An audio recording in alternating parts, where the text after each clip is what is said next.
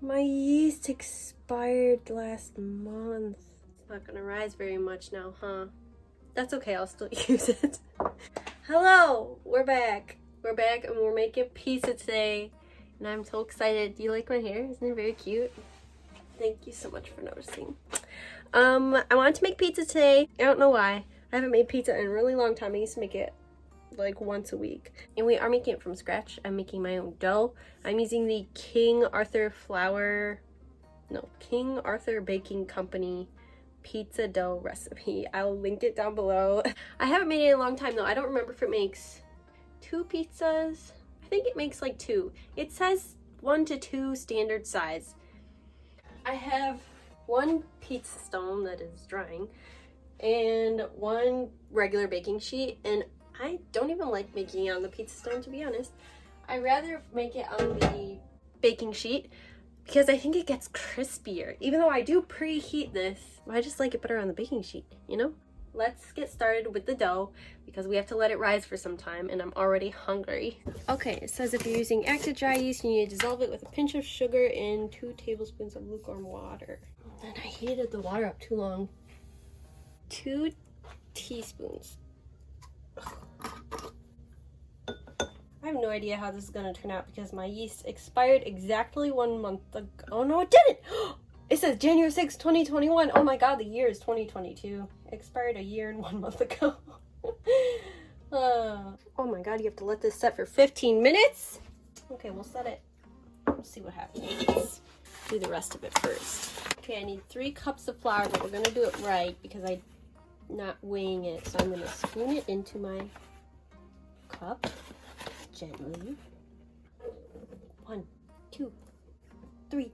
1 1/4 teaspoon salt. 1 1/4. Oh, this is actually rising. Whoa. Must not be that expired. 7/8 to 1 1/8 cup water. So I'm gonna go with about a cup. And we have to heat it up a little bit. That's lukewarm-ish. And we're also adding 2 tablespoons of olive oil. This spin for about 10 minutes. It rose actually a lot, so we're gonna add that to our, whoa, so bubbly. Mix this all up.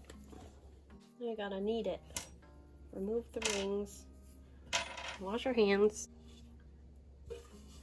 So we're going to knead this until we have a soft, smooth dough. It's getting a bit sticky, but it's not smooth yet, or soft.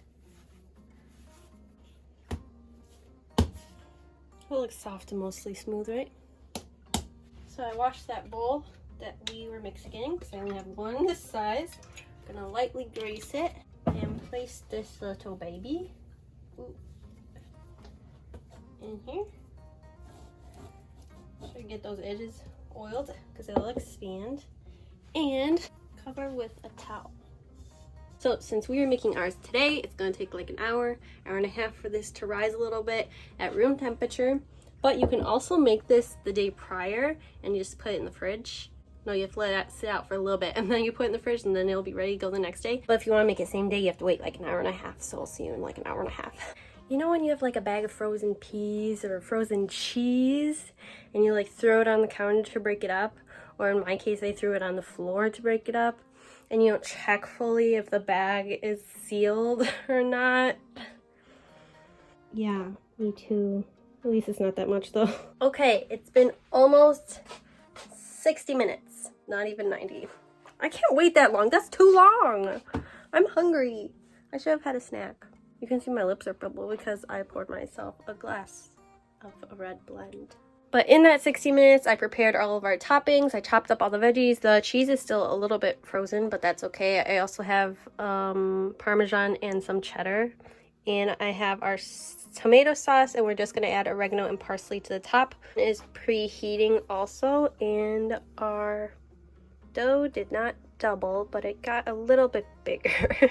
This King Arthur Baking Company recipe has way more steps than I remember. There's 16 steps. I did not follow all these steps because I remember specifically not oiling the pan when I put it in the oven, and I don't know if I preheated the...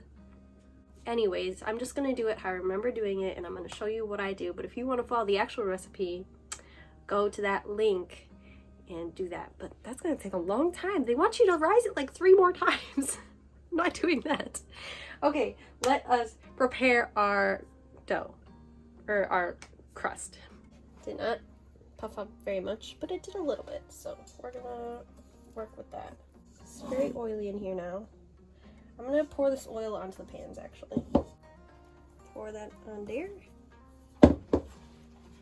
I don't think I did this last time. I think I just put it like the dry dough on the pan with just like a floury bottom. But I'm sure this will make it crispier, so we'll see how this goes.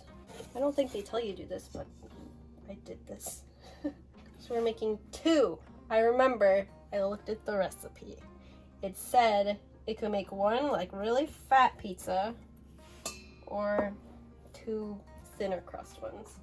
So we're doing 2 thinner crust ones. One's gonna be a little bit bigger because the pan is a little bit bigger. Really nothing is gonna be the same.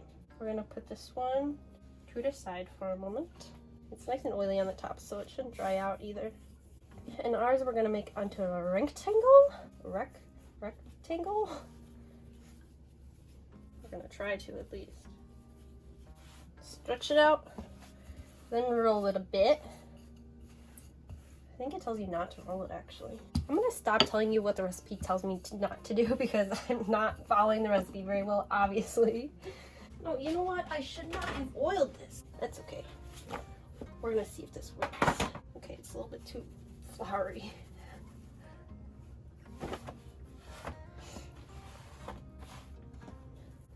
Doesn't quite fit. And that's how my pizza always comes out, you know? Okay, we're gonna have a little thicker crust over there, thinner crust over here. Okay, so we're gonna pre-bake our crust. We're gonna throw this in the oven for like 8 to 10 minutes, and then we'll put our toppings on and put it back in. Now our second one, we're gonna do the same thing. This is for the pizza stone that's preheating, still in the oven. Okay, think rectangle. This might be too big. How do I roll? I need to get the hot stone out of the oven. It's so hot. This is why I don't like using the pizza stone also, because it's like scary. You gotta take it out, put it back in. Well, you didn't even put the dough on it yet. Let's see if this is the right size. You got 1 chance. You got 1 chance. Oh no, that's way too big. Oh my god, what do I do? Okay. We're folding it in half. That's what we gotta do. Yep. It's gonna be all crimpy. Okay, we're putting this back in the oven. First crust is partially baked. So now we're gonna put on our toppings and then put it back in for like 10 minutes, I think it said.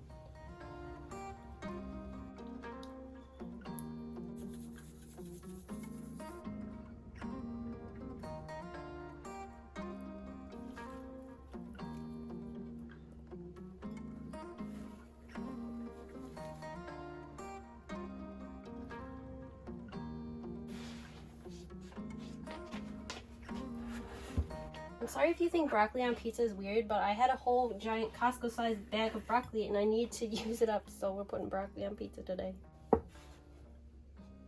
Now we wait. It a little bit smells like burning in here, but I know it's not the pizza. I keep checking on it. 450 degrees Fahrenheit is very hot, so I think there's something on the bottom of my oven that's burning. Oh my god, I need new oven mitts. This one just burnt my hand. Oh, shit.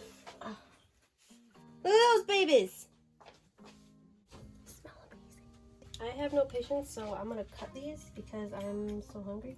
If you're wondering why I didn't put any meat on it for Jeffrey, because I don't eat meat. Jeffrey doesn't particularly like pizza. So he'll have like a couple pieces because I made it, but mostly these are for me. Oh my god, I'm so excited. Oh. 2 corners, the best. I'm not even waiting for Jeffrey today.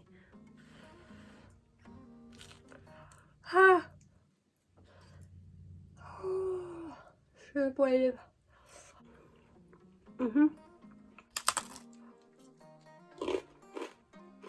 made them pretty thin today. Oh, do you want to see the pizza? I'm gonna show you. Here's our onion, tomato, pepper, mushroom. And our onion, tomato, pepper, broccoli. Wow. Hello, it's the next day and I'm having pizza again for dinner.